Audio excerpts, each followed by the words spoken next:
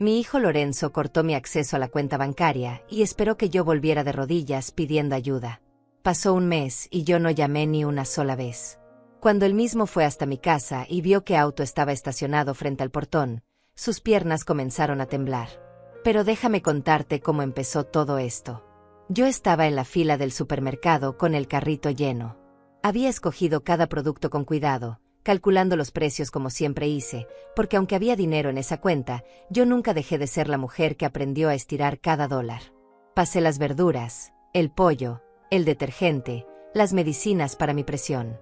La cajera sonrió y dijo el total, $143.20. Deslicé mi tarjeta por el lector. Esperé. La máquina emitió un sonido seco. Declinada. La cajera frunció el ceño. Intenté de nuevo. Declinada otra vez. Sentí que la sangre se me subía al rostro. Las personas detrás de mí empezaron a moverse inquietas. Alguien suspiró con impaciencia. La cajera me miró con esa mezcla de lástima y fastidio que nunca olvidaré. Tuve que dejar el carrito ahí, lleno, y salir caminando con las manos vacías y la cabeza baja. Llegué a casa temblando. No de frío, sino de una humillación que me quemaba por dentro. Intenté ingresar a la aplicación del banco en mi teléfono. Usuario o contraseña incorrectos. Llamé al banco. La voz automatizada me pidió verificar mi identidad. Después de 10 minutos de espera, una señorita me explicó con voz profesional y distante que mi acceso a la cuenta había sido modificado. Solo el titular principal podía realizar movimientos ahora. Lorenzo. Mi hijo Lorenzo, que había insistido hace 2 años en que pusiéramos todo a su nombre para facilitar las cosas, para que yo no tuviera que preocuparme por nada. Qué tonta fui. Qué ciega. Qué ingenua por creer que mi propio hijo, la criatura que cargué en mi vientre, que amamanté, que crié sola después de que su padre nos abandonara, jamás me haría algo así. Corté la llamada y me quedé sentada en el sillón de la sala, ese mismo sillón donde Lorenzo se sentaba de niño a ver caricaturas mientras yo llegaba del segundo trabajo con los pies hinchados. Miré alrededor. Las paredes de este apartamento pequeño, que pagué con años de limpieza de casas ajenas, con turnos dobles en la cafetería, con cada moneda que ahorré negándome a mí misma todo lo que no fuera estrictamente necesario.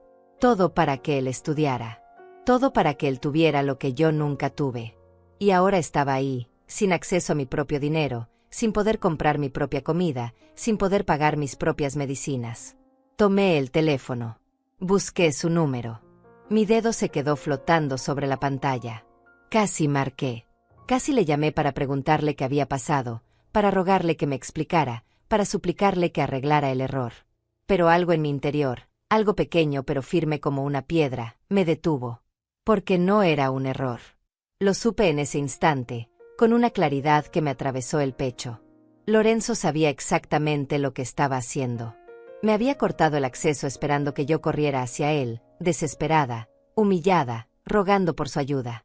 Esperando verme de rodillas. Esperando tener ese poder sobre mí. Sobre su propia madre. Guardé el teléfono. No iba a darle esa satisfacción. No todavía. Tal vez nunca. Me levanté del sillón y caminé hacia la cocina. Abrí la alacena.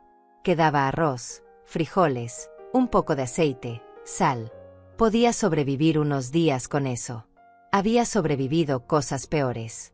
Había sobrevivido al abandono de su padre. Había sobrevivido a la pobreza que me obligó a lavar ropa ajena hasta que mis manos sangraran. Había sobrevivido a las noches en vela cosiendo uniformes para ganar unos dólares extras. Había sobrevivido a todo. Y sobreviviría a esto también. Esa noche no pude dormir. Me quedé mirando el techo oscuro, escuchando el zumbido del refrigerador viejo, sintiendo como mi mente repasaba cada momento de los últimos meses. Los signos habían estado ahí. Yo simplemente no quise verlos. Las visitas que se fueron espaciando cada vez más. Las llamadas que se volvieron más cortas, más frías. La forma en que Lorenzo desviaba la mirada cuando yo hablaba. La manera en que su esposa, esa mujer que nunca me miró con verdadero cariño, sonreía con suficiencia cada vez que me veía. Los cumpleaños olvidados. Las promesas rotas. El Día de las Madres que pasó sin una sola palabra de su parte. Recordé la última vez que fui a su casa, hace 3 meses. Había horneado su pastel favorito, ese de chocolate que hacía cuando era niño y que siempre le arrancaba una sonrisa. Toqué el timbre. Su esposa abrió la puerta con expresión molesta. Me dijo que estaban ocupados, que debía haber llamado antes, que no era buen momento. Vi a Lorenzo detrás de ella, en la sala amplia de esa casa que yo ayudé a pagar con mis ahorros cuando él estaba empezando. No se levantó. No vino a saludarme. Solo levantó la mano en un gesto vago y volvió a mirar su teléfono. Me quedé ahí parada en el umbral, sosteniendo ese pastel como una idiota, sintiendo como el rechazo me golpeaba en el pecho. Murmuré una disculpa y me fui. Caminé las 4 cuadras hasta la parada del autobús con el pastel en las manos y las lágrimas quemándome los ojos. Pero incluso entonces, incluso después de esa humillación, yo había encontrado excusas. Están estresados. Tienen muchas responsabilidades. La vida es difícil para ellos también. ¡Qué estupidez! ¡Qué tremenda estupidez la mía por justificar lo injustificable! Por tragarme el dolor y llamarlo amor. Por aceptar las migajas y llamarlas suficientes. Ahora, acostada en mi cama en la oscuridad, entendí la verdad. Lorenzo no me había cortado el acceso a la cuenta por error ni por descuido. Lo había hecho porque quería control. Porque quería verme débil. Porque en algún momento de su vida, mi hijo, mi niño, se había convertido en alguien capaz de castigar a su propia madre por el simple hecho de existir. Cerré los ojos y una imagen apareció en mi mente. Lorenzo a los 7 años, llorando porque los niños de la escuela se burlaban de sus zapatos rotos. Yo, arrodillada frente a él, secándole las lágrimas y prometiéndole que pronto tendría zapatos nuevos. Trabajé 3 turnos seguidos esa semana. Limpié baños, pisos, ventanas. Llegué a casa cada noche con el cuerpo destrozado. Pero el viernes, puse sobre su cama unos zapatos nuevos. Él saltó de alegría. Me abrazó. Me dijo que era la mejor mamá del mundo. Ese niño ya no existía. El hombre en que se había convertido era un extraño. Un extraño cruel. Los días siguientes fueron un desfile de recuerdos que yo había enterrado bajo capas de excusas y esperanza ciega. Cada vez que cerraba los ojos, aparecía una escena diferente. Una pieza más del rompecabezas que yo me había negado a armar. Recordé la Navidad del año pasado. Había ahorrado durante meses para comprarle a Lorenzo ese reloj que tanto quería. Un reloj elegante, de esos que usan los hombres de negocios importantes. Me costó $300. $300 que significaron saltarme comidas, caminar en lugar de tomar el autobús, no comprar el abrigo que necesitaba para el invierno. Lo envolví con el papel más bonito que encontré. Llegué a su casa el 24 de diciembre en la tarde, con el regalo en las manos y una sonrisa nerviosa en el rostro. Su esposa me abrió la puerta. Me miró de arriba abajo con ese desprecio apenas disimulado que ya me resultaba familiar. Me dejó pasar, pero no me invitó a sentarme. Me quedé de pie en la entrada mientras ella gritaba hacia el segundo piso que yo había llegado. Lorenzo bajó las escaleras con desgano, como si mi presencia fuera un inconveniente en su día perfecto. Le di el regalo. Él lo abrió sin mirarme a los ojos. Cuando vio el reloj, apenas murmuró un gracias seco. Su esposa se asomó y dijo que ya tenían 3 relojes iguales en el cajón. Se rieron. Los dos se rieron. Lorenzo ni siquiera se molestó en fingir que le gustaba. Me dijo que tenían planes, que debía irme. No me ofreció algo de beber.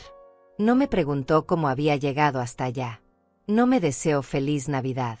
Salí de esa casa con el corazón hecho pedazos, pero aún así me dije a mí misma que tal vez estaba siendo muy sensible. Que tal vez ellos realmente estaban ocupados. Que tal vez yo esperaba demasiado. Mentiras. Todo eran mentiras que me contaba para no enfrentar la verdad. Recordé también mi cumpleaños número 63. Esperé todo el día una llamada. Una sola llamada. Mantuve el teléfono cerca de mí cada segundo. Lo revisaba cada 5 minutos por si había perdido alguna notificación. La llamada nunca llegó. Pero esa noche, mientras navegaba sin rumbo por las redes sociales para distraerme de la soledad, vi las fotos. Lorenzo y su esposa en un restaurante elegante. Sonriendo. Brindando con copas de vino. La descripción decía, celebrando la vida y las bendiciones. Era mi cumpleaños. Y él estaba celebrando sin acordarse de mí. Los comentarios bajo las fotos eran de amigos felicitándolos, preguntando qué celebraban. Nadie mencionó mi nombre. Nadie sabía que ese día yo cumplía años. Porque para Lorenzo, yo ya no existía. Me quedé mirando esas fotos durante horas. Mi hijo lucía tan feliz, tan libre, tan aliviado de no tener que fingir que se acordaba de mí. Apagué el teléfono y lloré en la oscuridad de mi cuarto hasta quedarme sin lágrimas. Recordé el día en que me enfermé. Fue hace 6 meses. Una gripe fuerte que me dejó en cama con fiebre alta y sin fuerzas ni para levantarme por agua. Llamé a Lorenzo. Timbró 5 veces antes de que contestara. Su voz sonaba molesta. Ocupado. Mamá. Estoy en una reunión importante. Le expliqué que me sentía muy mal, que no podía ni levantarme. Hubo un silencio largo. Luego me dijo que tomara un té caliente y que descansara. Eso fue todo. No vino a verme. No volvió a llamar para saber cómo seguía. No envió ni siquiera un mensaje de texto. Fueron 5 días de fiebre. 5 días en los que mi vecina, la señora Amelia, una mujer que apenas conocía, fue quien tocó mi puerta cada mañana con un termo de sopa caliente y medicinas que compró con su propio dinero. Ella, que no me debía nada. Ella, que no tenía ninguna obligación conmigo. Mientras mi propio hijo no movió un dedo. Cuando finalmente me recuperé y le llamé para decirle que ya estaba mejor, él respondió con un qué bueno, mamá, distraído. Como si estuviera hablando del clima. Como si yo fuera una conocida lejana y no la mujer que lo trajo al mundo. Recordé las veces que le pedí ayuda con cosas simples. Una llave que no podía abrir. Un foco que necesitaba cambiarse en el techo alto. Un mueble pesado que debía mover. Siempre tenía una excusa. Siempre estaba ocupado. Siempre era mañana. Mamá, hoy no puedo. Ese mañana nunca llegó. Pero cuando él necesitó dinero para el enganche de su casa, yo no dudé ni un segundo. Le di mis ahorros. $12,000 que tenía guardados para mi vejez. Para emergencias. Para sentirme segura. Se los di sin pensarlo 2 veces porque era mi hijo. Porque confiaba en él. Porque me prometió que me los devolvería en 6 meses. Han pasado 3 años. No he visto ni un solo dólar de regreso. Y ahora entendía por qué.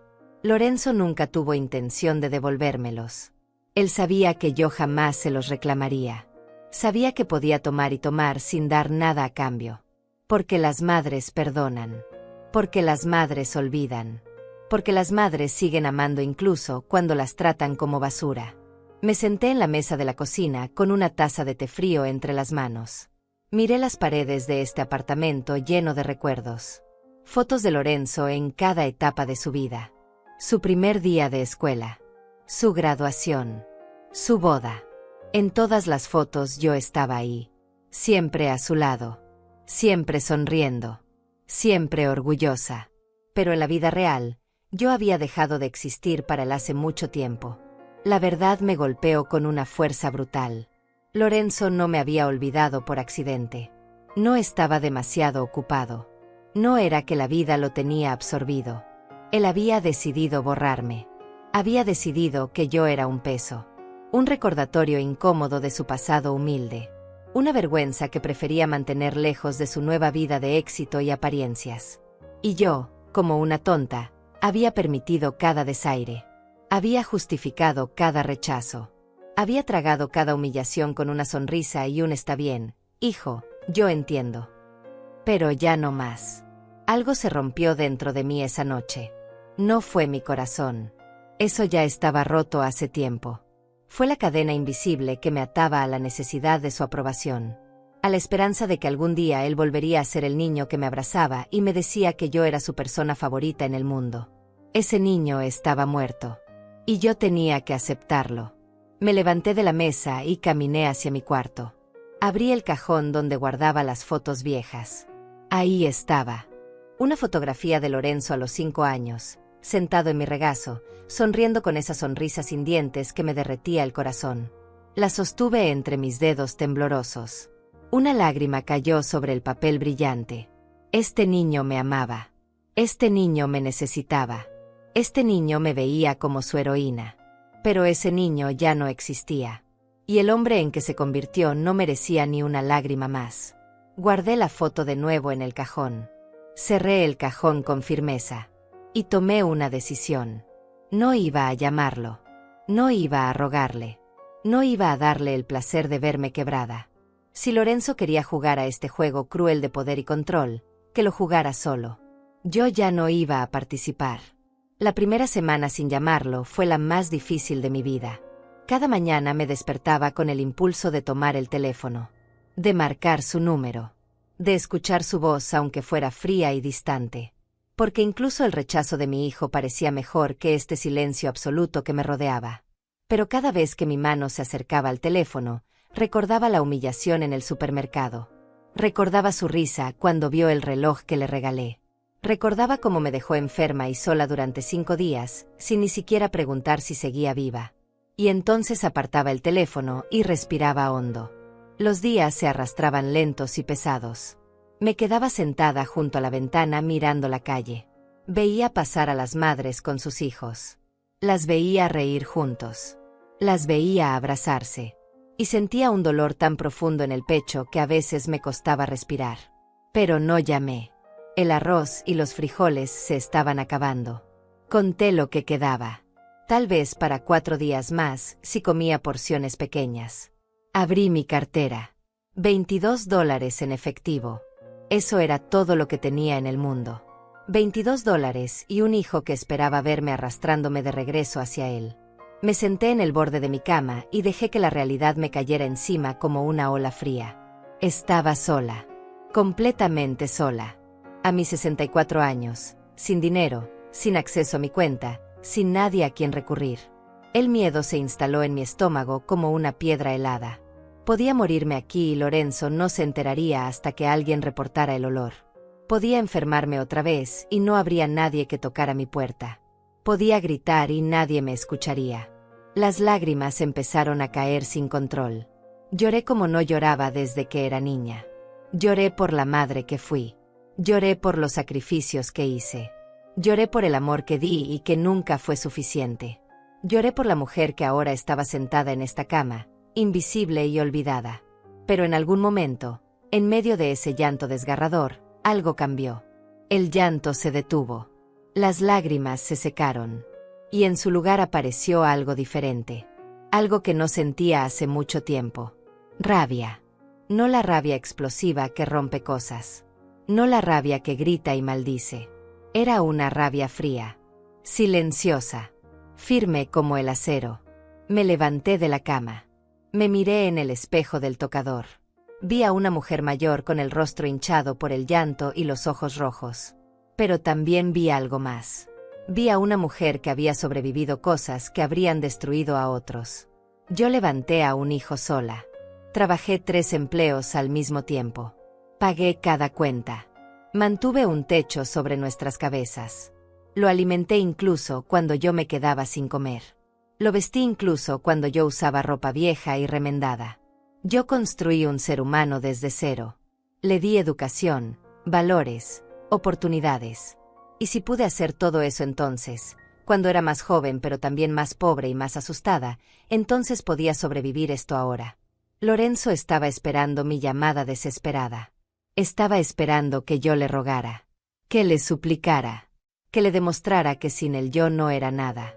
Pero él estaba equivocado. Me lavé la cara con agua fría. Me peiné el cabello. Me puse la única blusa decente que me quedaba. Y salí a la calle. Caminé 4 cuadras hasta la casa de mi vecina Amelia, la misma que me había cuidado cuando estuve enferma. Toqué su puerta con el corazón latiéndome fuerte en el pecho. Ella abrió con una sonrisa cálida. Me invitó a pasar. Me preparó un café sin que yo se lo pidiera. Se sentó frente a mí en su pequeña cocina y esperó a que yo hablara. Le conté todo. Le conté lo de la cuenta bancaria. Le conté lo del supermercado. Le conté sobre Lorenzo y su silencio cruel. Le conté sobre los $22 que me quedaban y la comida que se acababa. Amelia me escuchó en silencio. Cuando terminé de hablar, ella tomó mi mano entre las suyas. No me dijo que Lorenzo seguramente tenía sus razones. No me dijo que los hijos a veces se confunden. No me dijo ninguna de esas frases vacías que la gente dice para llenar el silencio incómodo. En lugar de eso me dijo: Hortensia, tú no necesitas a ese muchacho. Tú eres más fuerte de lo que crees. Luego se levantó y volvió con un sobre. Dentro había $150. Me dijo que era un préstamo sin prisa de devolución. Que comprara comida. Que pagara lo que necesitara. Que cuando pudiera devolvérselos, lo hiciera, pero que no me preocupara por eso ahora. Intenté rechazarlo. Me parecía demasiado. Me parecía caridad. Me parecía humillante aceptar dinero de una vecina cuando mi propio hijo me había dejado sin nada. Pero Amelia cerró mis dedos sobre el sobre y me miró a los ojos. Aceptar ayuda no es debilidad, Hortensia. Es inteligencia. Volví a casa con esos $150 apretados contra mi pecho. No eran mucho, pero eran algo. Era la diferencia entre comer y pasar hambre. Entre sobrevivir y rendirme. Esa noche dormí un poco mejor. Al día siguiente fui al supermercado. Compré lo básico. Nada de lujos. Arroz, frijoles, huevos, pan, leche, verduras baratas. Calculé cada centavo. Estiré cada dólar lo más que pude. Cuando la cajera pasó mis productos y dijo el total, saqué el dinero en efectivo con manos temblorosas. Pagué. Tomé mis bolsas. Y salí de ahí con la cabeza en alto. Pequeña victoria. Pero victoria al fin. Los días siguientes establecí una rutina. Me levantaba temprano. Hacía ejercicio suave en casa para mantenerme activa. Cocinaba mis comidas con cuidado. Limpiaba el apartamento aunque nadie vendría a visitarlo. Porque si yo dejaba de cuidarme, si yo me rendía, entonces Lorenzo habría ganado. Y yo no iba a permitirlo. Una tarde, mientras lavaba los platos, escuché que alguien tocaba la puerta. Mi corazón dio un salto. Por un segundo estúpido pensé que podía ser Lorenzo. Que había venido a disculparse. Que había recapacitado. Abrí la puerta. No era Lorenzo. Era un hombre que no reconocí al principio. Alto, de unos 50 años, bien vestido pero sin ostentación. Me miraba con una expresión extraña. Mezcla de sorpresa y algo parecido al alivio. «¿Señora Hortensia Muñiz?», preguntó con voz suave. «Sí», respondí con cautela. «¿Quién pregunta?». El hombre sonrió. «No sé si me recuerda. Soy Marco Solís». El nombre me sonaba vagamente familiar, pero no podía ubicarlo. Debió notar mi confusión porque continuó hablando. «Usted me ayudó hace 15 años. Yo era un muchacho que acababa de llegar a la ciudad. No tenía dónde dormir. No tenía dinero. Estaba buscando trabajo desesperadamente. Usted me vio sentado en la parada del autobús bajo la lluvia. Me invitó a su casa. Me dio comida. Me dejó dormir en su sofá durante 2 semanas hasta que conseguí empleo. Los recuerdos empezaron a regresar. Un chico joven, delgado, con ojos asustados y ropa empapada. Lo recordaba. Le había dado un plato de sopa caliente y una cobija. Lorenzo era adolescente entonces y se había quejado de tener a un extraño en casa. Pero yo le dije que ayudar al prójimo no era opcional. «Marco», murmuré. «Sí, te recuerdo». Él asintió. «Señora Hortensia, yo nunca olvidé lo que usted hizo por mí. Usted no me conocía de nada. No tenía razón para confiar en mí. Pero lo hizo. Me trató con dignidad cuando el resto del mundo me veía como basura. No fue nada», dije bajando la mirada. «Cualquiera habría hecho lo mismo». «No es cierto», respondió él con firmeza. «Nadie más lo hizo. Solo usted». Hubo un silencio incómodo. No sabía qué decir. Marco continuó. «He estado buscándola durante meses. Quería agradecerle personalmente. Quería que supiera que gracias a esa oportunidad que usted me dio, pude construir una vida. Ahora tengo mi propio negocio. Me va bien. Muy bien. Me alegro por ti», dije sinceramente. Pero cuando finalmente la encontré, empecé a hacer algunas preguntas. Y me enteré de cosas que me preocuparon mucho, señora Hortensia. Mi cuerpo se tensó. ¿Qué cosas? Me enteré de que su hijo cortó su acceso a sus propias cuentas. Que la dejó sin recursos. Que usted está pasando por dificultades. Sentí que la vergüenza me quemaba las mejillas. No es asunto tuyo, murmuré. Tiene razón, dijo él. No es mi asunto. Pero yo tengo una deuda con usted. Una deuda que nunca podré pagar completamente. Así que déjeme ayudarla ahora. No necesito caridad, respondí con más dureza de la que pretendía. No es caridad, señora Hortensia. Es justicia. Marco Solís no esperó mi respuesta. Sacó una tarjeta de presentación de su billetera y me la extendió. Decía, Marco Solís, asesor financiero y consultor legal. Mañana a las 10 de la mañana, tengo una cita con un abogado amigo mío, dijo con calma. Me gustaría que viniera conmigo. Necesitamos revisar su situación financiera. Ver qué opciones tiene. ¿Qué derechos le corresponden? Negué con la cabeza. No tengo dinero para abogados.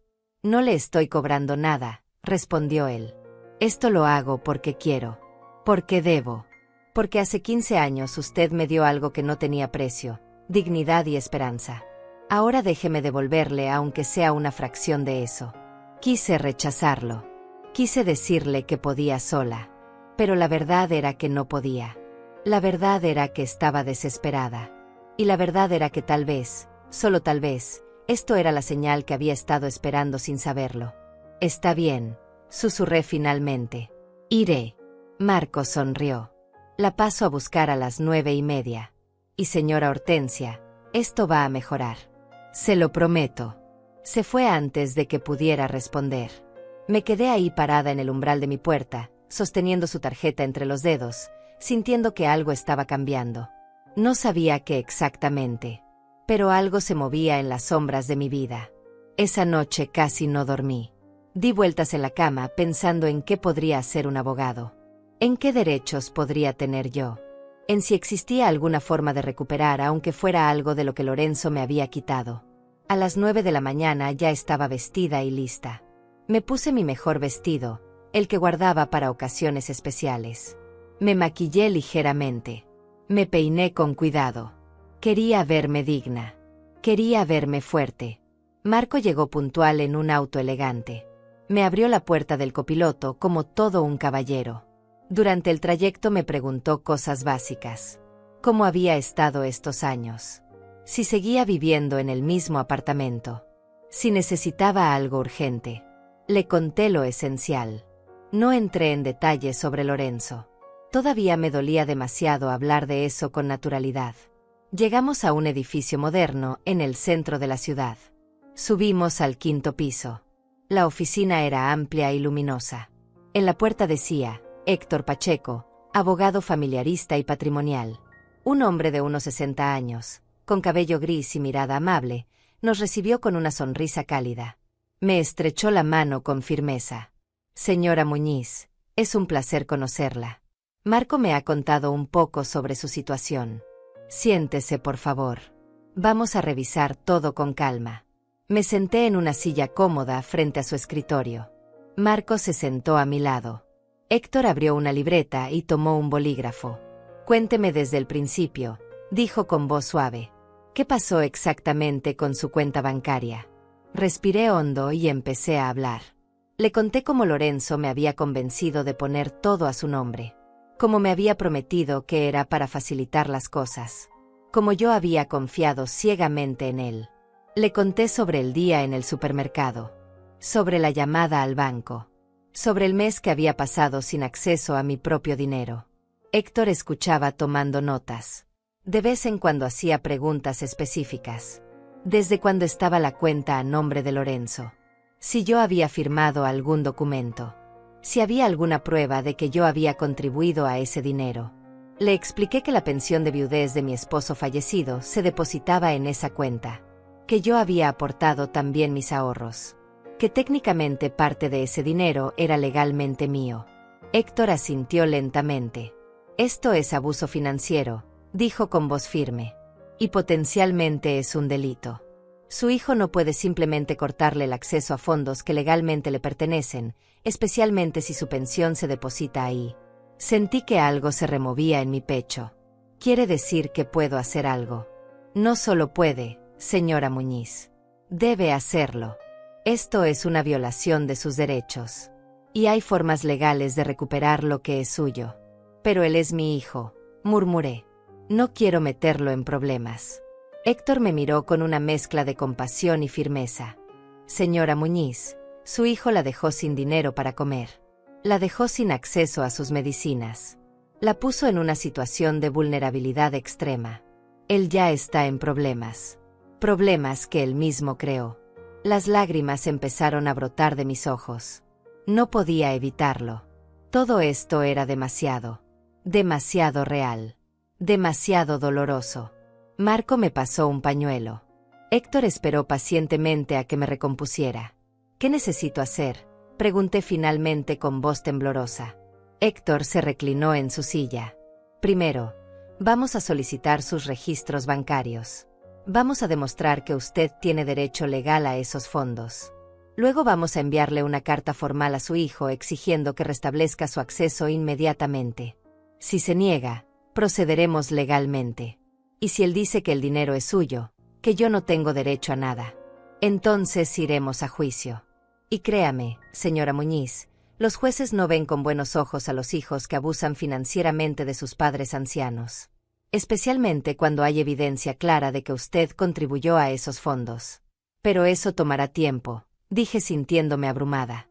Y yo necesito dinero ahora. Para comer. Para sobrevivir. Héctor miró a Marco. Marco asintió como si hubieran hablado de esto previamente. Ya pensamos en eso, dijo Marco. Mientras se resuelve lo legal, yo voy a ayudarla con sus gastos básicos. No es un préstamo. Es un regalo. Y no aceptaré un no como respuesta. Intenté protestar, pero Marco levantó la mano. Señora Hortensia, usted me dio techo y comida cuando yo no tenía nada. Me trató como si fuera su propio hijo. Déjeme hacer esto. Por favor. No supe qué decir. Las palabras se me atoraban en la garganta. Solo pude asentir mientras las lágrimas corrían por mis mejillas. Héctor continuó explicándome el proceso. Los documentos que necesitaría. Los pasos a seguir. Todo sonaba complicado, pero él explicaba con paciencia, asegurándose de que yo entendiera cada detalle. También mencionó algo que me sorprendió. Señora Muñiz, necesito preguntarle algo importante. ¿Usted le prestó dinero a su hijo alguna vez? $12,000 para el enganche de su casa, específicamente. ¿Cómo supo eso?, pregunté asombrada. Hice algunas averiguaciones, respondió Marco. Hablé con algunas personas que los conocen. Y esa información salió a la luz. Sí, le presté ese dinero, confirmé. Hace 3 años. Me prometió devolverlo en 6 meses. Nunca lo hizo. ¿Tiene algún documento que pruebe ese préstamo? Un contrato. Un recibo. Algo. Negué con la cabeza avergonzada. No. Confié en su palabra. Era mi hijo. Héctor suspiró. Eso complica las cosas. Sin prueba escrita es difícil recuperar ese dinero. Pero podemos intentar incluirlo en la demanda general. A veces los hijos confiesan estas cosas cuando están bajo presión legal. Pasamos 2 horas más en esa oficina. Firmé documentos autorizando a Héctor a solicitar mis registros bancarios. Firmé una carta poder para que actuara en mi nombre. Firmé todo lo que me pusieron enfrente porque por primera vez en semanas sentía que alguien estaba de mi lado. Cuando salimos del edificio, el sol brillaba con fuerza. Marco me llevó a almorzar a un restaurante modesto pero acogedor. Ordenó para los dos sin preguntarme qué quería, como si supiera que yo estaba demasiado agotada emocionalmente para tomar decisiones. Comimos en silencio durante un rato. Luego Marco habló. Señora Hortensia, sé que esto es difícil. Sé que enfrentar a su hijo legalmente es probablemente lo último que quería hacer en la vida. Lo es, admití. Nunca pensé que llegaría a esto. Pero usted merece respeto. Merece dignidad. Y merece tener acceso a su propio dinero. Lo que Lorenzo hizo no solo es cruel. Es ilegal. Lo sé, susurré. Pero sigue siendo mi hijo. Y usted sigue siendo su madre. Una madre que sacrificó todo por él. Una madre que merece algo mejor que esto. Terminamos de comer. Marco pagó la cuenta a pesar de mis protestas. Luego me entregó un sobre. Hay $2000 ahí, dijo antes de que pudiera hablar. Úselos para lo que necesite. Comida, medicinas, cuentas, lo que sea. Y no se preocupe por devolverlos. Cuando esto se resuelva y usted recupere su dinero, si quiere darme algo, bien. Si no, también está bien. Marco, esto es demasiado, dije con voz quebrada. Nada es demasiado para la mujer que me salvó la vida, respondió él con firmeza. Me llevó de regreso a casa. Antes de que bajara del auto, me dio un número de teléfono. Es mi celular personal. Llámeme si necesita cualquier cosa. A cualquier hora. Lo digo en serio. Entré a mi apartamento con el sobre apretado contra mi pecho. Cerré la puerta. Me apoyé contra ella. Y finalmente, después de semanas de dolor y miedo, sentí algo diferente. Esperanza. Los siguientes días fueron un torbellino de actividad que yo no había experimentado en mucho tiempo. Me sentía útil. Ocupada. Viva de una manera que había olvidado que era posible. Héctor me llamó 3 días después de nuestra reunión. Su voz sonaba satisfecha. Señora Muñiz, tengo buenas noticias. Conseguí los registros bancarios de los últimos 5 años. ¿Y qué dicen? Pregunté con el corazón acelerado. Dicen que usted tiene un caso sólido. Su pensión de viudez se ha depositado en esa cuenta religiosamente cada mes. Son $1200 mensuales. Durante 5 años. Eso es $72,000 que entraron a esa cuenta y que son legalmente suyos. $72,000. La cifra me dejó sin aliento. Nunca había pensado en ese dinero de esa manera. Nunca lo había sumado. Solo sabía que mi pensión llegaba y que Lorenzo supuestamente la usaba para ayudarme con mis gastos. Pero ahora me daba cuenta de que yo apenas veía algo de ese dinero. Lorenzo me daba $200 al mes cuando se acordaba. A veces menos. A veces nada. ¿Dónde estaba el resto de mi dinero? Esa es la pregunta correcta, dijo Héctor. Los registros muestran que Lorenzo ha estado gastando libremente de esa cuenta. Restaurantes caros. Viajes. Compras de lujo. Hay un cargo de $8,000 a una joyería hace 6 meses. Otro de $15,000 a una agencia de viajes hace 1 año. Sentí que la rabia regresaba. Fría. Dura. Lorenzo había estado viviendo bien con mi dinero mientras yo contaba centavos para comprar arroz. También hay algo más, continuó Héctor. Encontré evidencia de que usted depositó sus propios ahorros en esa cuenta. $12,500 hace 4 años. Dinero que usted había ganado trabajando antes de retirarse. Sí, dije con voz temblorosa. Fue cuando Lorenzo me convenció de unificar todo en una sola cuenta para que fuera más fácil de manejar. Dijo que así él podría ayudarme mejor con mis finanzas. Lo que él hizo se llama apropiación indebida de fondos, señora Muñiz. Y tenemos toda la evidencia que necesitamos para demostrarlo. ¿Qué sigue ahora?, pregunté. Ahora le enviamos una carta formal. Una carta donde le explicamos que sabemos exactamente lo que hizo. Que tiene 7 días para restablecer su acceso completo a la cuenta y para compensarla por los fondos que gastó indebidamente. Si no responde o se niega, procedemos con una demanda formal. Hágalo, dije sin dudarlo. Ya no tenía miedo. Ya no tenía dudas. Lorenzo había cruzado una línea que no tenía regreso. La carta se envió al día siguiente por correo certificado. Héctor me dijo que Lorenzo tendría que firmar al recibirla, así que sabríamos exactamente cuándo la leyó. Mientras tanto, Marco seguía visitándome regularmente. Traía comida. Traía compañía. Traía historias de su vida que me hacían reír por primera vez en meses. Me contó cómo después de que yo le di refugio hace 15 años, él consiguió trabajo en una empresa de contabilidad. Empezó desde abajo, haciendo limpieza en las oficinas. Pero era inteligente y observador. Aprendió. Estudió por las noches. Sacó certificaciones. Subió de puesto. Ahora tenía su propia firma de asesoría financiera. Tenía empleados. Tenía clientes importantes. Tenía una vida que parecía salida de un sueño. Y todo empezó porque usted me dio una oportunidad, me dijo una tarde mientras tomábamos café en mi pequeña cocina. Porque usted me vio como un ser humano cuando todos los demás me veían como un problema.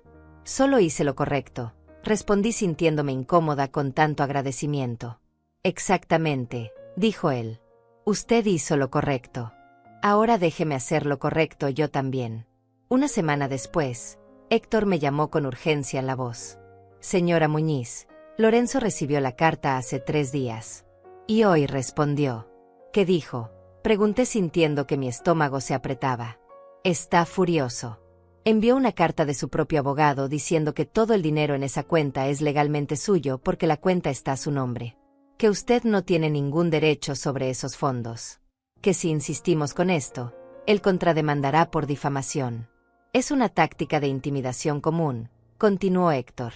Pero no va a funcionar. Nosotros tenemos la evidencia. Tenemos los registros que muestran de dónde vino ese dinero. Y tenemos la ley de nuestro lado. Entonces, ¿qué hacemos? Pregunté. Procedemos con la demanda formal. Vamos a juicio. Y vamos a ganar. Esa noche no pude dormir. No por miedo, sino por algo diferente. Por la certeza de que esto realmente estaba sucediendo. Que yo realmente estaba enfrentando a mi propio hijo. Que nuestra relación, lo poco que quedaba de ella, estaba a punto de romperse completamente. Pero ya no había vuelta atrás. Y honestamente, ya no quería volver atrás. Marco apareció en mi puerta al día siguiente con algo inesperado. Un teléfono celular nuevo. Más moderno que el viejo que yo tenía. Necesita un teléfono mejor, dijo entregándomelo. Ya está configurado. Ya tiene mi número y el de Héctor. Y también contraté un plan de datos ilimitado para que pueda llamar y usar internet sin preocuparse. Intenté rechazarlo, pero él insistió. Además, dijo con una sonrisa, necesito que pueda recibir correos electrónicos. Porque tengo algo más para usted. ¿Qué cosa? Pregunté confundida. Me senté frente a mi computadora portátil que él había traído. Marco abrió varios documentos en la pantalla. Hice una investigación completa de su situación financiera, explicó. Y encontré algo interesante.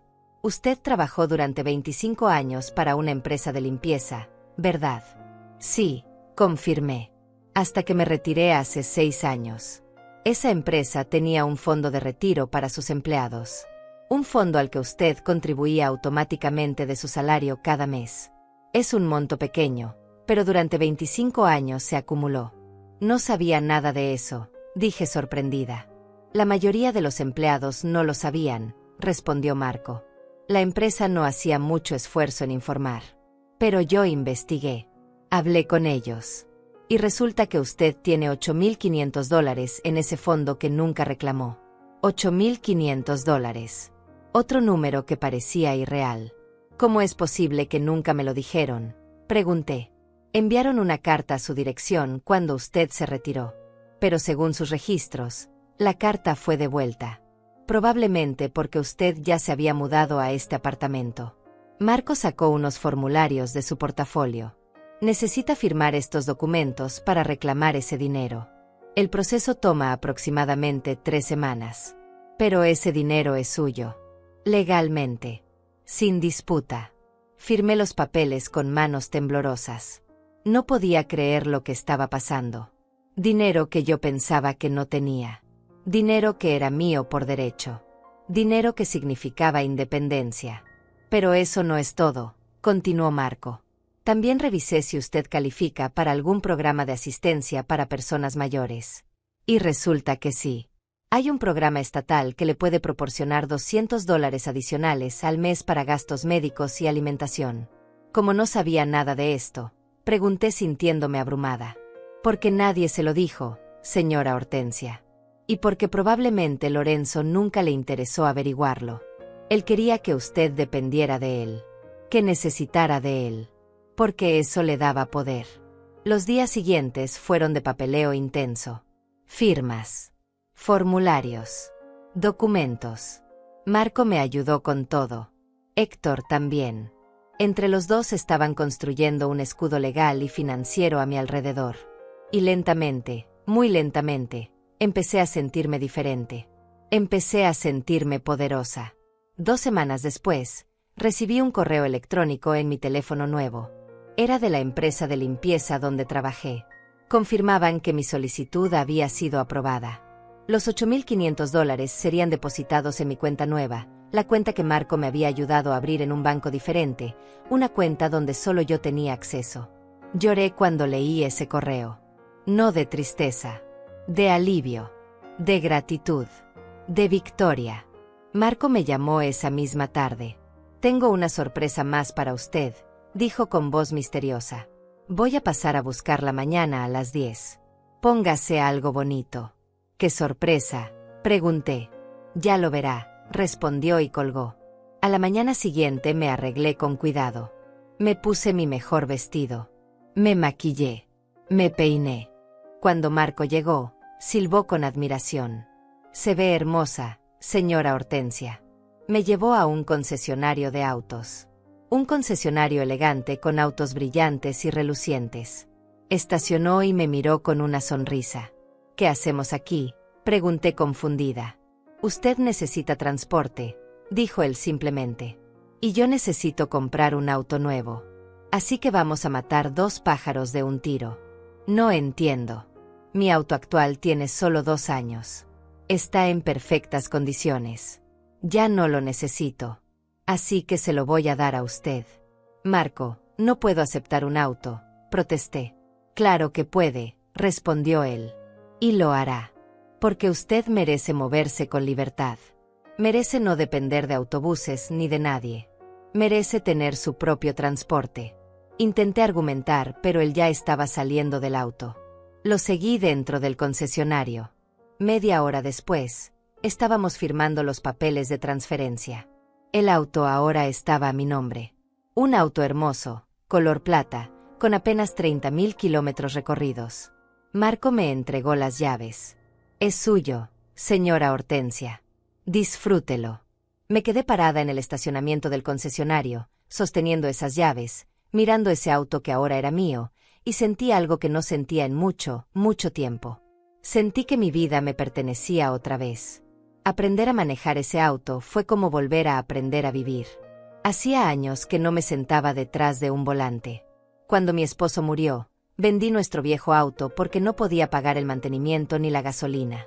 Desde entonces había sido el autobús, las caminatas largas, depender de la buena voluntad de otros para llegar a lugares. Pero ahora tenía mi propio auto. Mi propia libertad sobre 4 ruedas. Marco me acompañó las primeras veces. Me llevó a un estacionamiento vacío donde practiqué durante horas. Arrancar, frenar, dar vueltas, estacionar. Mis manos temblaban al principio. Tenía miedo de chocar, de rayar el auto, de cometer algún error. Pero poco a poco la memoria muscular regresó. Los movimientos se volvieron más naturales. La confianza creció.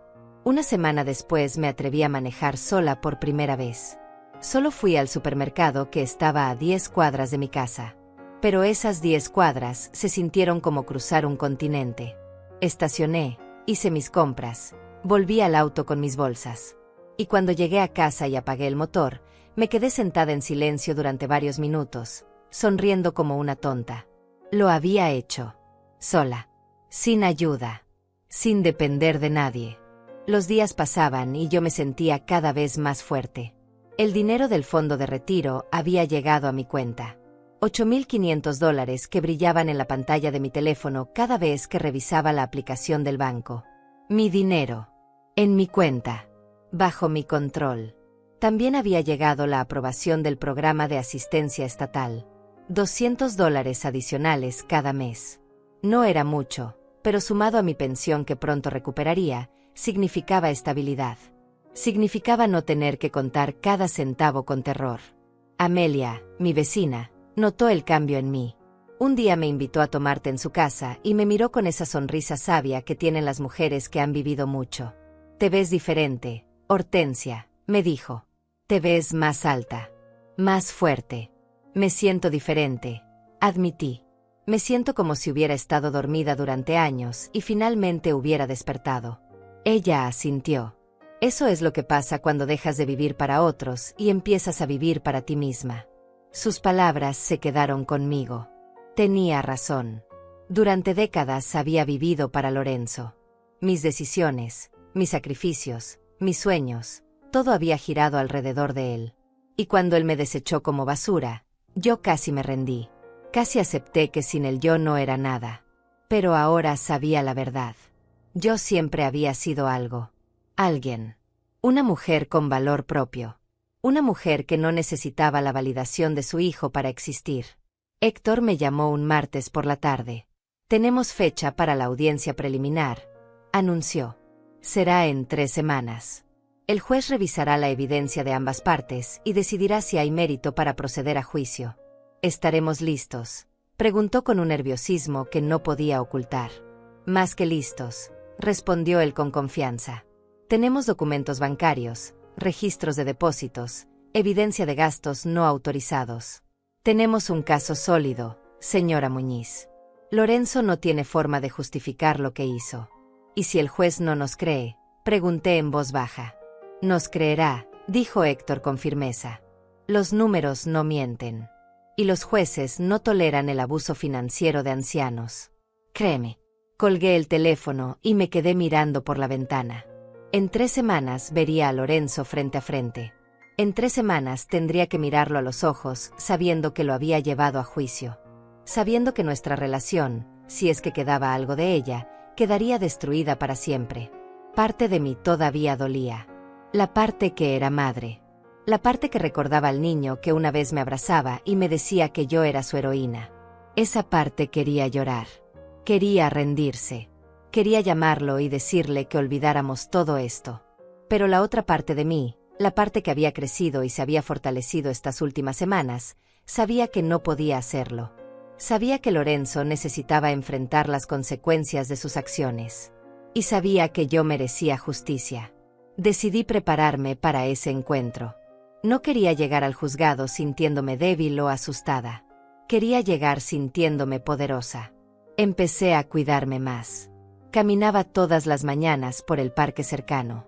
Compraba comida nutritiva con el dinero que ahora tenía. Me permitía pequeños lujos que antes consideraba imposibles. Un café en la cafetería de la esquina, una revista, un corte de pelo en un salón decente. También empecé a escribir. Compré un cuaderno y cada noche antes de dormir escribía mis pensamientos. Escribía sobre el dolor que Lorenzo me había causado. Sobre los años de sacrificio que él había olvidado. Sobre la traición que todavía me quemaba en el pecho. Pero también escribía sobre mi renacimiento. Sobre Marco y su lealtad inesperada. Sobre Amelia y su amistad generosa. Sobre Héctor y su defensa incansable. Sobre todas las personas que me habían demostrado que yo sí importaba. Escribir me ayudaba a ordenar mis emociones. A ver con claridad lo que había pasado y lo que estaba pasando. A prepararme mentalmente para lo que vendría. Una semana antes de la audiencia, Marco vino a visitarme con una propuesta. Señora Hortensia, sé que esto va a sonar extraño, pero quiero que ensayemos. ¿Ensayar qué?, pregunté confundida. El día de la audiencia. Héctor le va a hacer preguntas. El abogado de Lorenzo también. Quiero que practiquemos sus respuestas. Que se sienta segura. Que no la tomen por sorpresa. Pasamos toda la tarde ensayando. Marco hacía el papel del abogado hostil, lanzándome preguntas difíciles, tratando de confundirme, de hacerme dudar. ¿No es cierto que usted le dio permiso a su hijo de administrar esa cuenta como él quisiera?, preguntaba con voz dura. Yo le di permiso de ayudarme a administrarla, respondía yo con voz firme. No le di permiso de robarme mi dinero. ¿Cómo puede llamarlo robo cuando la cuenta está legalmente a su nombre? Porque ese dinero vino de mi pensión, de mi trabajo, de mis ahorros. El hecho de que la cuenta esté a su nombre no cambia de quién es ese dinero. Una y otra vez repasamos las posibles preguntas. Una y otra vez practiqué mantener la calma, mantener la firmeza, no dejarme intimidar. Al final de la tarde, Marco sonrió. Lo va a hacer muy bien, señora Hortensia. Va a sorprender a todos en esa sala. 2 días antes de la audiencia, hice algo que no había hecho en semanas. Saqué las fotos viejas de Lorenzo. Las que había guardado en el cajón. Las que mostraban al niño sonriente que una vez fue. Las miré una por una. Lorenzo a los 3 años, cubierto de chocolate. Lorenzo a los 8, mostrando orgulloso su primer trofeo de fútbol. Lorenzo a los 15, el día de su graduación de secundaria. Lorenzo a los 22, el día que se graduó de la universidad. En cada foto yo estaba ahí, detrás de él, a su lado, sosteniéndolo, aplaudiéndolo, amándolo. Pero él ya no me veía, ya no me valoraba, ya no me amaba de la manera que un hijo debería amar a su madre. Guardé las fotos de nuevo en el cajón. Cerré el cajón con suavidad. Y decidí que no las volvería a sacar. No porque quisiera olvidar, sino porque necesitaba seguir adelante. La noche antes de la audiencia, no pude dormir. Di vueltas en la cama imaginando cómo sería. Cómo me sentiría al ver a Lorenzo después de casi 2 meses sin contacto. ¿Qué expresión tendría en su rostro? Si sentiría vergüenza. Si sentiría arrepentimiento. Si sentiría algo. A las 6 de la mañana me levanté. Me bañé con agua caliente, dejando que el vapor llenara el baño. Me vestí con el traje más elegante que tenía, un conjunto gris que había comprado en una tienda de segunda mano, pero que se veía digno y profesional. Me maquillé con cuidado. No demasiado. Solo lo suficiente para verme descansada y segura. Me peiné el cabello hacia atrás en un moño elegante. Cuando me miré al espejo, vi a una mujer que no reconocía del todo. Una mujer con la espalda recta, con la mirada firme, con la mandíbula apretada en determinación. Esta era yo ahora. Ya no la madre suplicante. Ya no la mujer que aceptaba migajas. Ya no la que se disculpaba por existir. Marco llegó puntual a las 8. Me abrió la puerta del auto con una sonrisa de ánimo. Héctor nos esperaba en la entrada del juzgado con su portafolio lleno de documentos. ¿Está lista?, me preguntó. Respiré hondo. Estoy lista. Entramos al edificio. Nuestros pasos resonaban en los pasillos de mármol. El aire olía a papel viejo y justicia pendiente. Y entonces, al doblar una esquina, lo vi. Lorenzo estaba parado frente a la sala de audiencias. Vestía un traje caro. A su lado estaba su abogado, un hombre alto de expresión seria. Y junto a él, su esposa, mirándome con desprecio apenas disimulado. Nuestros ojos se encontraron. Y en ese momento, cuando vi la expresión en su rostro, mezcla de shock, rabia y algo parecido al miedo, supe que había tomado la decisión correcta. No iba a retroceder. No iba a rendirme. No iba a darle el placer de verme quebrada. Levanté la barbilla. Sostuve su mirada sin parpadear. Y caminé hacia la sala de audiencias con la cabeza en alto. La sala de audiencias era más pequeña de lo que había imaginado. Paredes color crema, hileras de bancas de madera, y al frente, el estrado donde el juez se sentaría a decidir nuestro destino. Héctor me guió hasta nuestra mesa. Marco se sentó en la primera fila detrás de nosotros, su presencia silenciosa pero reconfortante. Al otro lado de la sala, Lorenzo tomó asiento junto a su abogado. No me miró de nuevo. Mantenía la vista al frente, la mandíbula tensa, las manos apretadas sobre la mesa. Su esposa se sentó detrás de él, fulminándome con la mirada. Como si yo fuera la villana de esta historia. Como si yo fuera quien había hecho algo malo. Todos de pie, anunció el alguacil. El juez entró. Un hombre de unos 60 años, cabello completamente blanco, expresión seria pero no cruel. Se sentó y nos indicó que hiciéramos lo mismo. Caso número 47328, leyó desde su computadora. Hortensia Muñiz versus Lorenzo Muñiz. Disputa por acceso a fondos y apropiación indebida. Procedamos. Héctor se puso de pie. Con su permiso, su señoría, me gustaría presentar primero la situación de mi cliente. El juez asintió. Adelante. Héctor comenzó a hablar. Su voz era clara, firme, profesional. Explicó cómo Lorenzo me había convencido de poner la cuenta a su nombre. Cómo me había cortado el acceso sin aviso. Cómo me había dejado sin recursos para necesidades básicas. Luego presentó la evidencia. Los registros bancarios proyectados en una pantalla grande. Los depósitos mensuales de mi pensión claramente marcados. Los retiros y gastos excesivos que Lorenzo había hecho. Un cargo de $8,300 a una joyería, señaló Héctor. Otro de $15,200 a una agencia de viajes. Múltiples cargos en restaurantes de lujo, sumando más de $20,000 en el último año. Todo esto mientras mi cliente sobrevivía con arroz y frijoles. El juez estudiaba los documentos con atención. Hacía anotaciones. De vez en cuando levantaba la vista hacia Lorenzo, quien se hundía cada vez más en su silla. También tenemos evidencia, continuó Héctor, de que la señora Muñiz depositó $12,500 de sus propios ahorros en esta cuenta hace 4 años. Dinero que ella ganó trabajando. Dinero que el señor Muñiz ha utilizado como si fuera suyo. El abogado de Lorenzo se puso de pie. Objeción, su señoría. La cuenta está legalmente a nombre de mi cliente. Él tiene todo el derecho de administrar esos fondos como considere apropiado. El juez lo miró con una ceja levantada.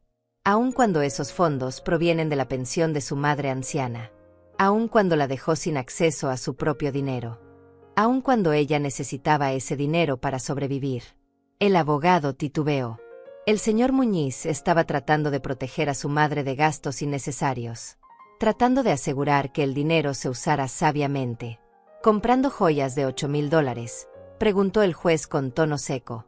¿Eso es protección o apropiación? Un silencio incómodo llenó la sala. El juez se volvió hacia Lorenzo. Señor Muñiz, póngase de pie. Lorenzo se levantó lentamente. Su rostro había perdido todo el color. Explíqueme, dijo el juez, ¿cómo es que gastar $8,000 en una joyería protege a su madre? Explíqueme cómo es que viajes de $15,000 son para el beneficio de ella. Lorenzo abrió la boca, pero no salió ningún sonido. Su abogado le susurró algo al oído. Lorenzo carraspeó. Yo pensé que el dinero era para uso familiar, tartamudeó. Para todos nosotros. Ese dinero es la pensión de viudez de su madre, respondió el juez con voz fría. No es un fondo familiar. Es el sustento de una mujer de 64 años que trabajó toda su vida. Y usted lo gastó en lujos personales mientras ella se preguntaba cómo iba a comer. Lorenzo bajó la mirada. No tenía respuesta. No podía justificar lo injustificable. El juez se volvió hacia mí. Señora Muñiz, póngase de pie por favor. Me levanté con las piernas temblorosas. Héctor me dio un apretón discreto en el brazo. Cuénteme con sus propias palabras qué pasó el día que descubrió que no tenía acceso a su cuenta, dijo el juez con voz más suave. Respiré hondo. Estaba en el supermercado. Comencé. Había llenado mi carrito con lo básico. Cosas simples. Comida. Medicinas. Cuando intenté pagar, mi tarjeta fue rechazada. Tuve que dejar todo ahí y salir con las manos vacías. La humillación fue terrible. Mi voz se quebró un poco. Héctor me pasó un vaso de agua. Bebí un sorbo y continué. Llamé al banco y me dijeron que solo el titular de la cuenta podía hacer movimientos. Mi hijo. El hijo que yo crié sola. El hijo por quien trabajé 3 empleos. El hijo a quien le di todo lo que tenía. Él me había cortado el acceso sin siquiera decírmelo. ¿Y qué hizo usted después de eso?, preguntó el juez. Casi lo llamé, admití. Casi le rogué que me explicara. Pero entonces me di cuenta de que no era un error. Él sabía lo que estaba haciendo. Me estaba castigando. Me estaba controlando. Esperaba que yo fuera a suplicarle. Pero no lo hizo. No lo hice, dije con voz firme. No iba a darle esa satisfacción. El juez asintió con lo que pareció ser aprobación. Se volvió hacia Lorenzo. Señor Muñiz, siéntese. Lorenzo se dejó caer en su silla. Lucía destrozado. Pequeño. El juez revisó más documentos. Veo aquí que usted también le prestó $12,000 a su hijo hace 3 años para el enganche de una casa. Es correcto, señora Muñiz. Sí, su señoría, confirmé. Él me prometió devolverlos en 6 meses. Nunca lo hizo. ¿Y usted tiene algún documento que pruebe ese préstamo? Un contrato firmado. Negué con la cabeza avergonzada. No. Confié en su palabra. Era mi hijo. El juez miró a Lorenzo con severidad. Señor Muñiz, ¿es cierto que su madre le prestó esa cantidad? Lorenzo dudó. Su abogado le susurró algo urgentemente. Finalmente asintió. Sí, es cierto. Y tenía intención de devolvérselo. Otro silencio. Las cosas se complicaron, murmuró Lorenzo. No pude. O no quiso, dijo el juez. Señor Muñiz, déjeme ser muy claro. Lo que usted hizo no es solo moralmente reprobable. Es legalmente cuestionable. Cortarle el acceso a su propia pensión a una mujer anciana, gastar esos fondos en lujos personales, y luego tener el descaro de decir que era para protegerla. Eso raya en el abuso financiero de ancianos. Una ofensa seria en este estado. El abogado de Lorenzo se puso de pie rápidamente. Su señoría, mi cliente está dispuesto a llegar a un acuerdo. A restablecer el acceso de la señora Muñiz inmediatamente. A compensarla por cualquier inconveniente. Héctor se levantó. Con el debido respeto, su señoría, un simple restablecimiento de acceso no es suficiente. Mi cliente exige una compensación por los fondos gastados indebidamente. Exige el pago inmediato de los $12,000 prestados. Y exige que su nombre sea removido de cualquier cuenta compartida con el señor Muñiz para prevenir futuros abusos. El juez consideró esto. Señor Muñiz, póngase de pie nuevamente. Lorenzo se levantó con dificultad. Parecía a punto de colapsar. ¿Tiene usted la capacidad financiera de compensar a su madre por los fondos que gastó de su pensión?, preguntó el juez. Lorenzo miró a su abogado desesperadamente. Yo necesitaría tiempo. No tengo esa cantidad líquida ahora mismo. ¿Cuánto gastó de la pensión de su madre en el último año?, preguntó el juez revisando los documentos. Aproximadamente $40,000 según estos registros. Dinero que debió haber sido para el sustento de ella. Lorenzo no respondió. Su esposa detrás de él lucía pálida, finalmente comprendiendo la magnitud de lo que habían hecho. El juez se quitó los lentes y nos miró a ambos. Voy a tomar un receso de 15 minutos. Cuando regrese, daré mi decisión. Sugiero fuertemente que ambas partes consideren un acuerdo en este tiempo. Porque si tengo que dictar sentencia, señor Muñiz, le aseguro que no le va a gustar el resultado. Se levantó y salió de la sala. Todos nos pusimos de pie. Héctor se volvió hacia mí. Lo está haciendo perfectamente, señora Hortensia. Manténgase firme. Del otro lado de la sala, el abogado de Lorenzo hablaba urgentemente con él y su esposa. Veía cómo gesticulaban, cómo discutían en susurros furiosos. Entonces Lorenzo se levantó.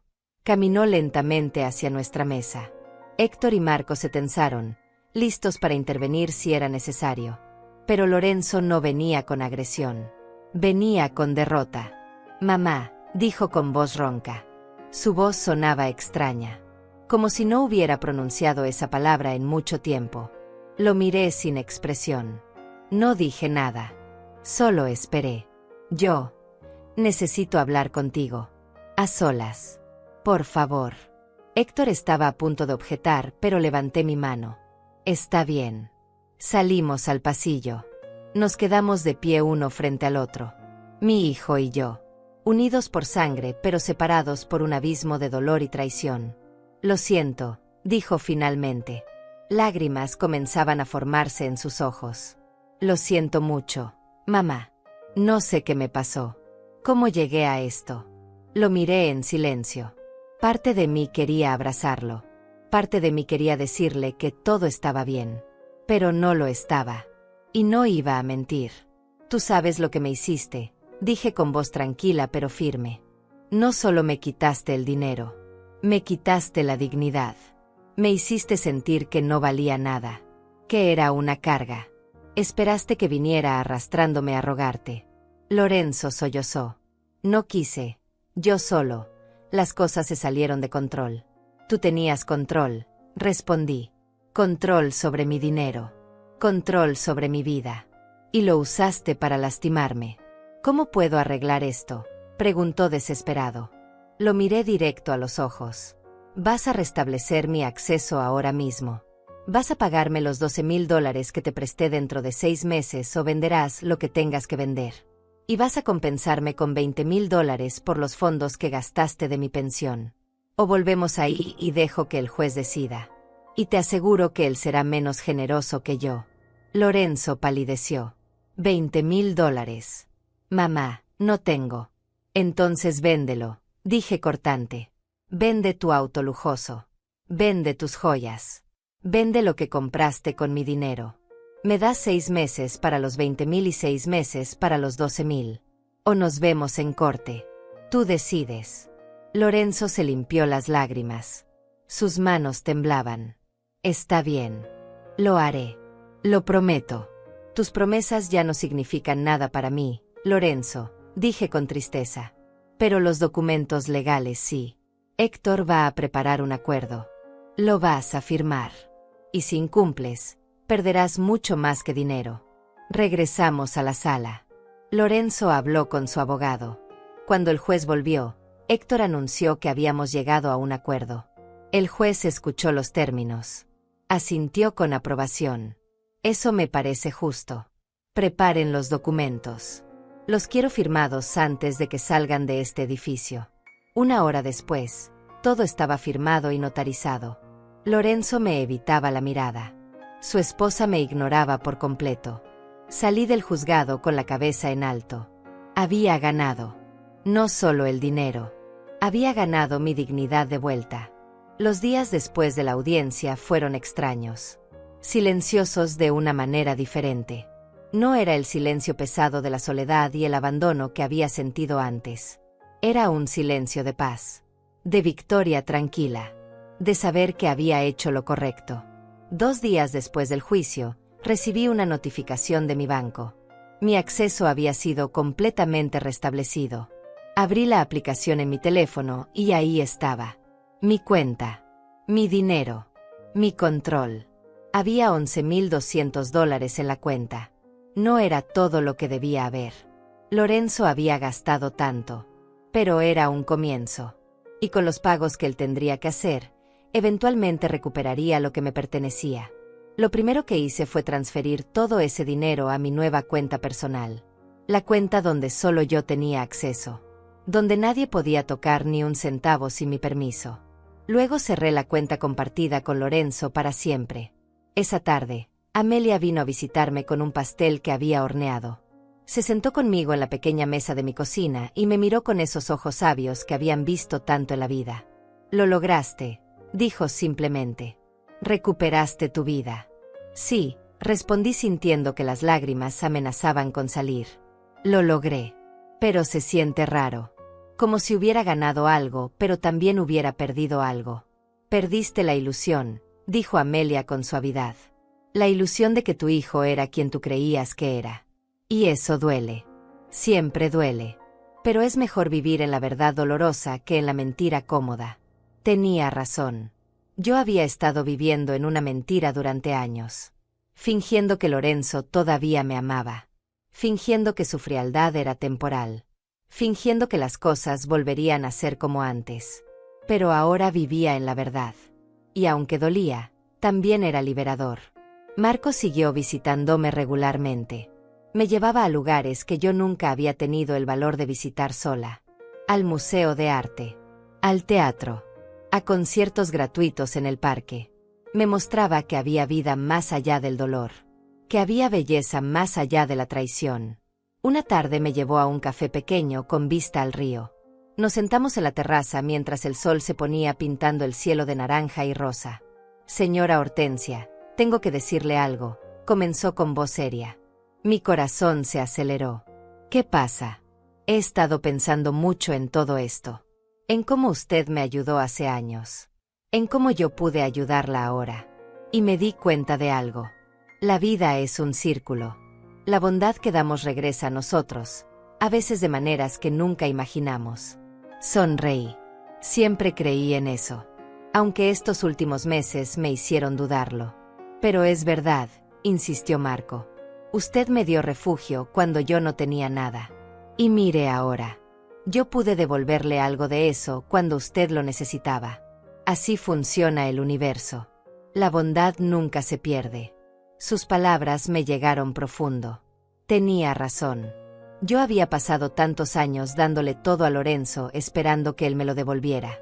Pero el universo me devolvió esa bondad a través de Marco. A través de Amelia. A través de personas que no me debían nada pero que eligieron ayudarme de todas formas. 3 semanas después de la audiencia, Lorenzo hizo su primer pago. $5.000 depositados en mi cuenta. No vino ningún mensaje con el depósito. Ninguna nota. Ninguna disculpa adicional. Solo el dinero. Era suficiente por ahora. Usé parte de ese dinero para devolverle a Amelia los $150 que me había prestado cuando más lo necesitaba. Ella intentó rechazarlos, pero insistí. Tú me ayudaste cuando nadie más lo hizo, le dije poniéndole el dinero en las manos. Déjame hacer esto. Por favor. Finalmente aceptó con lágrimas en los ojos. Eres una buena mujer, Hortensia. No dejes que nadie te haga creer lo contrario. Con el resto del dinero hice algo que nunca pensé que haría. Me compré ropa nueva. No ropa de segunda mano. No ropa vieja y gastada. Ropa nueva que me hacía sentir hermosa. Que me hacía sentir viva. También me permití pequeños lujos. Una suscripción a una plataforma de películas. Libros nuevos. Flores frescas para mi apartamento. Cosas simples que llenaban mi vida de color. Una mañana, mientras tomaba café junto a mi ventana mirando la calle, sonó mi teléfono. Era un número que no reconocía. Dudé antes de contestar. Hola, dije cautelosamente. Abuela, respondió una voz pequeña que hizo que mi corazón se detuviera. Era Lucinda, la hija de Lorenzo. Mi nieta de 9 años, a quien no veía desde hacía casi 4 meses. Lucinda, susurré sintiendo que las lágrimas brotaban instantáneamente. Hijita, ¿cómo estás? Te extraño, abuela, dijo con voz temblorosa. Papá no me deja visitarte. Dice que están peleados. Pero yo no entiendo por qué. Yo solo quiero verte. Mi corazón se partió en 1000 pedazos. Yo también te extraño, mi amor. Muchísimo. Tomé el teléfono de papá cuando él estaba en la ducha. Confesó. No tengo mucho tiempo. Pero quería escuchar tu voz. Quería que supieras que yo no te olvidé. Yo nunca podría olvidarte a ti tampoco, le dije llorando abiertamente ahora. Eres mi tesoro. Mi niña hermosa. ¿Vendrás a mi cumpleaños el próximo mes? Preguntó con esperanza. Voy a cumplir 10 años. No sé si tu papá me va a invitar, cariño, respondí con honestidad. No me importa si él te invita o no, dijo con una determinación que me sorprendió. Yo te quiero ahí. Es mi cumpleaños. Y yo decido quién viene. Tengo que colgar, abuela. Papá ya salió de bañarse. Te amo. Yo también te amo, mi cielo. Muchísimo. La llamada terminó. Me quedé sentada con el teléfono en la mano, llorando, pero esta vez no eran lágrimas de tristeza. Eran lágrimas de amor. Mi nieta no me había olvidado. Todavía me quería. Todavía me necesitaba. Y eso significaba que no todo estaba perdido. 2 semanas después, recibí una invitación por correo.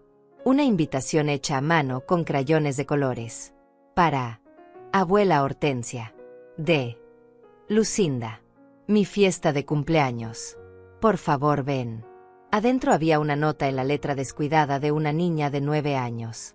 Abuela, le dije a papá que si tú no vienes, yo no quiero la fiesta. Él dijo que está bien que vengas. Por favor, ven. Te extraño mucho. Llamé a Marco de inmediato. Necesito un favor. Lo que sea, respondió él sin dudar. Necesito ayuda para comprar el mejor regalo de cumpleaños para una niña de 10 años. Y necesito el valor para enfrentar a mi hijo otra vez. Marco se rió. El regalo lo conseguimos fácil. Y el valor, señora Hortensia, usted ya lo tiene. Solo necesita recordarlo. El día del cumpleaños de Lucinda me arreglé con cuidado. Me puse uno de mis vestidos nuevos. Me maquillé. Me peiné. Quería que mi nieta me viera radiante. Quería que supiera que su abuela estaba bien. Marco me acompañó. Insistió en estar presente por si necesitaba apoyo moral.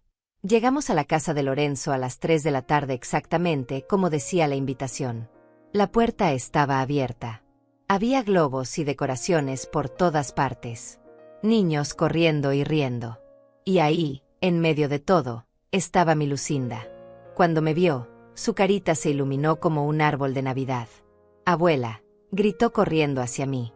La atrapé en mis brazos y la abracé con toda mi fuerza. Olía a champú de fresas y a pastel. Se sentía cálida y viva y perfecta. Viniste, sollozó contra mi hombro. Pensé que no vendrías. Nada en este mundo podría haberme impedido venir, le susurré al oído. Nada. Lorenzo apareció en la puerta. Nos miraba incómodo. Su esposa estaba detrás de él con expresión ilegible. Hortensia, dijo mi hijo con voz tensa. Gracias por venir. Gracias por permitirme venir, respondí con frialdad educada. Lucinda me tomó de la mano y me arrastró adentro. Me mostró cada decoración. Me presentó a todos sus amigos. Me hizo sentir como si yo fuera la invitada de honor. Durante toda la tarde, Lorenzo me evitó. No hablamos más allá de cortesías forzadas. Pero no importaba. Yo no había venido por él. Había venido por mi nieta. Cuando soplaron las velas y cortaron el pastel, Lucinda me buscó con la mirada entre todos los invitados. Me sonrió. Y en ese momento supe que esto era suficiente. No había recuperado a mi hijo. Tal vez nunca lo recuperaría. Pero no había perdido a mi nieta. Y eso era más valioso que cualquier cantidad de dinero. Al final de la fiesta, cuando los invitados se fueron, ayudé a limpiar a pesar de las protestas de la esposa de Lorenzo. Lucinda se quedó pegada a mí todo el tiempo, como si temiera que si me soltaba yo desaparecería. Cuando finalmente era hora de irme, Lucinda me abrazó con fuerza. Vas a venir a verme otra vez, ¿verdad? No vas a desaparecer de nuevo. Vendré, le prometí. Te lo juro.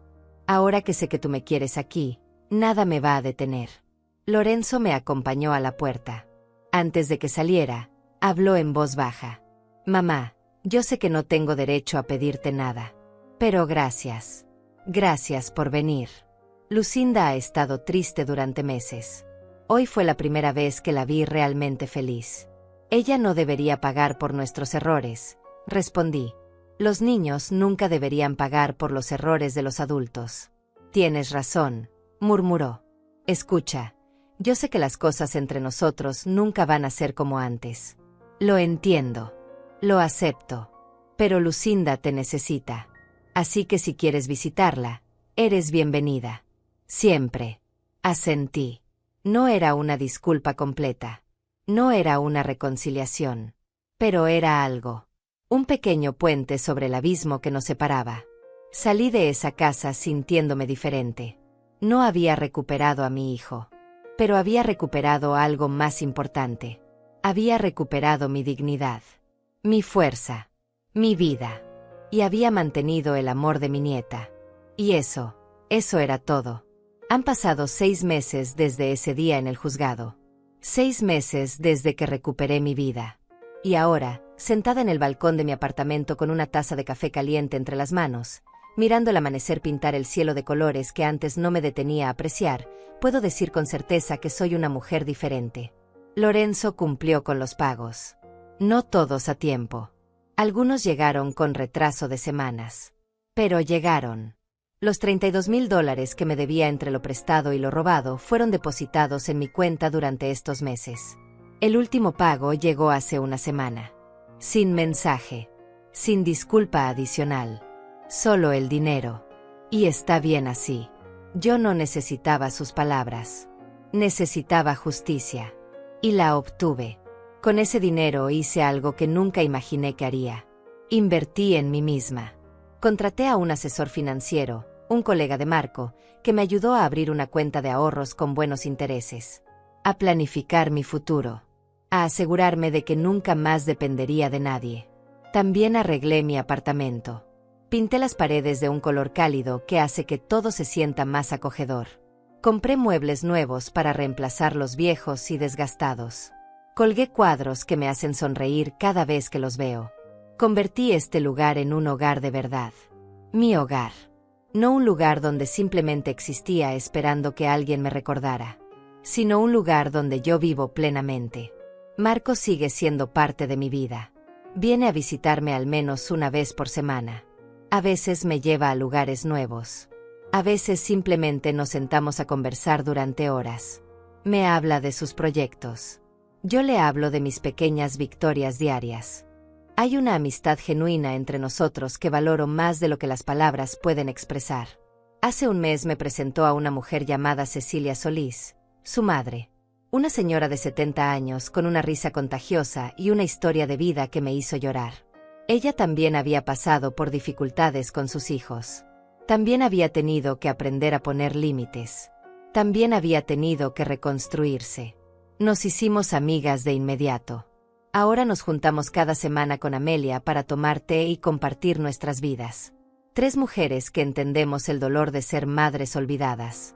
3 mujeres que decidimos no dejar que ese dolor nos definiera. Mi relación con Lorenzo sigue siendo distante. Nos vemos en los cumpleaños de Lucinda, en las celebraciones escolares donde ella participa, en las fechas importantes. Somos cordiales, educados. Pero la confianza que una vez existió entre nosotros está rota. Y honestamente, no sé si algún día se reparará. Pero he aprendido a estar en paz con eso. He aprendido que no puedo obligar a nadie a amarme de la manera que yo necesito ser amada. He aprendido que algunas relaciones, incluso las de sangre, tienen que transformarse. Y a veces esa transformación significa distancia. Significa límites. Significa proteger tu propio corazón. Lucinda, sin embargo, es mi luz. La veo 2 veces por semana. Los miércoles después de la escuela y los sábados por la tarde. Lorenzo la trae a mi apartamento y la recoge unas horas después. Durante ese tiempo, es solo ella y yo. Cocinamos juntas. Hacemos manualidades. Leemos libros. Hablamos de sus sueños. Ella me cuenta cosas que nunca le contaría a sus padres. Sus miedos. Sus esperanzas. Sus preocupaciones sobre la escuela. Y yo la escucho con toda mi atención. Le doy consejos cuando me los pide. La abrazo cuando necesita consuelo. Y le digo todos los días que es amada. Que es valiosa. Que es suficiente. Porque quiero que ella crezca sabiendo algo que yo olvidé durante muchos años. Que su valor no depende de lo que otros piensen de ella. Que su dignidad es inherente. Que merece respeto y amor incondicional. La semana pasada, Lucinda me dijo algo que me hizo llorar. Estábamos horneando galletas cuando de repente dejó de mezclar la masa y me miró muy seria. Abuela, cuando yo sea grande quiero ser como tú, dijo. ¿Como yo? Pregunté sorprendida. Sí. Fuerte. Valiente. Capaz de pararse sola incluso cuando las cosas son difíciles. Papá me contó un poco de lo que pasó. No todos los detalles porque dice que soy muy chica. Pero sé que tú peleaste por ti misma. Y eso es muy valiente. La abracé con fuerza sintiendo que mi corazón se expandía en mi pecho. Tú ya eres valiente, mi amor. Más de lo que crees. He empezado a hacer cosas que siempre quise hacer pero que nunca me permití. Me inscribí en una clase de pintura en el centro comunitario. Descubrí que tengo cierto talento para los paisajes. Mis cuadros no son obras maestras, pero me llenan de alegría cada vez que termino uno. También empecé a escribir. No solo en mi cuaderno privado, sino historias. Historias sobre mujeres como yo. Mujeres que fueron olvidadas pero que se encontraron a sí mismas. Mujeres que se levantaron de las cenizas de su dolor y construyeron algo hermoso. Cecilia me convenció de compartir una de mis historias en un grupo de escritura para adultos mayores que se reúne en la biblioteca. Estaba aterrada. Pero lo hice. Y cuando terminé de leer, había lágrimas en los ojos de varias personas. Me dijeron que mi historia les había tocado el corazón, que se veían reflejadas en ella. Y me di cuenta de algo poderoso. Mi dolor no era solo mío. Mi historia no era única. Había miles, tal vez millones de mujeres como yo. Mujeres que dieron todo por sus familias solo para ser descartadas cuando ya no eran convenientes. Mujeres que merecían ser escuchadas. Ser validadas. Ser honradas. Hace 2 semanas hice algo que nunca pensé que haría. Doné $5,000 a un refugio para mujeres ancianas en situación de abandono. Mujeres que no tuvieron la suerte que yo tuve. Que no tuvieron un Marco que apareciera en sus vidas. Que no tuvieron un Héctor que peleara por ellas. Cuando entregué el cheque, la directora del refugio me abrazó con lágrimas en los ojos. Usted no sabe cuántas vidas va a cambiar con esto, me dijo. Pero yo sí sabía. Porque alguien cambió la mía. Y ahora era mi turno de hacer lo mismo por otros. Ayer por la tarde estaba regando las plantas en mi balcón cuando sonó el timbre. Abrí la puerta y ahí estaba Lorenzo. Solo. Sin Lucinda. sin aviso previo. ¿Podemos hablar?, preguntó con voz suave. Lo dejé pasar. Le ofrecí café.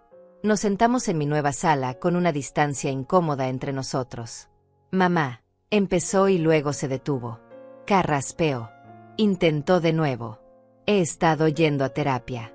Desde lo del juicio. Mi esposa insistió. Y yo. He estado trabajando en muchas cosas. Me alegro, dije sinceramente. El terapeuta me hizo ver cosas que no quería ver. Cómo te traté. Cómo te usé. Cómo di por sentado todo lo que hiciste por mí. Y quiero que sepas que estoy avergonzado. Profundamente avergonzado. Está bien, dije. Aunque no estaba segura de que lo estuviera. No, no está bien, respondió con voz quebrada. Nada de lo que hice está bien. Te traté peor que a un extraño. Peor que a cualquier persona. Y tú eres mi madre. La mujer que sacrificó todo por mí. Las lágrimas corrían por su rostro ahora. Yo no sé si algún día podrás perdonarme. Y lo entendería si no puedes. Pero necesitaba decirte que lo siento. De verdad. Y que voy a pasar el resto de mi vida tratando de ser mejor. De ser el hijo que tú merecías desde el principio. No dije nada por un largo momento. Solo lo observé llorar. Observé al hombre en que se había convertido finalmente enfrentando lo que había hecho. Lorenzo, dije finalmente, no sé si las cosas entre nosotros volverán a ser como antes. Honestamente no creo que puedan serlo. Hay cosas que una vez rotas no se pueden reparar completamente. Pero aprecio tu disculpa. Y aprecio que estés trabajando en ti mismo. Él asintió limpiándose las lágrimas. Es todo lo que puedo pedir. Se quedó una hora más. Hablamos de cosas superficiales. Del clima. De Lucinda y su rendimiento escolar. De su trabajo. Fue extraño pero no terrible. Y cuando se fue, me abrazó. Un abrazo torpe e incómodo. Pero un abrazo al fin y al cabo. No sé qué depara el futuro para nuestra relación. No sé si algún día volveremos a ser cercanos. Pero sé que yo voy a estar bien sin importar qué pase. Porque finalmente aprendí la lección más importante de mi vida. Mi valor no depende de cómo me traten otros. Mi dignidad no está sujeta a la aprobación de nadie. Mi vida me pertenece. Y yo soy suficiente. Siempre lo fui. Esta mañana me desperté con el sol entrando por mi ventana. Me preparé mi café favorito. Me senté en mi balcón nuevo. Y sonreí. Sonreí porque estoy viva. Porque tengo un techo sobre mi cabeza que pagué con mi propio esfuerzo. Porque tengo comida en mi alacena y dinero en mi cuenta. Porque tengo amigas verdaderas que me valoran. Porque tengo una nieta que me ama incondicionalmente. Sonreí porque sobreviví. Y no solo sobreviví. Renací. Soy Hortensia Muñiz. Tengo 64 años. Y mi vida apenas está comenzando. A todas las mujeres que están leyendo esto, que tal vez se ven reflejadas en mi historia, quiero decirles algo.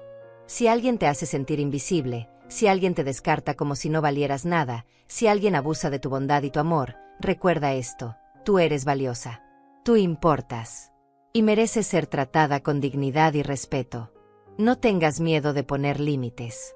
No tengas miedo de defenderte. No tengas miedo de pararte sola si es necesario. Porque a veces la mayor fuerza no está en aguantar. Está en decir basta.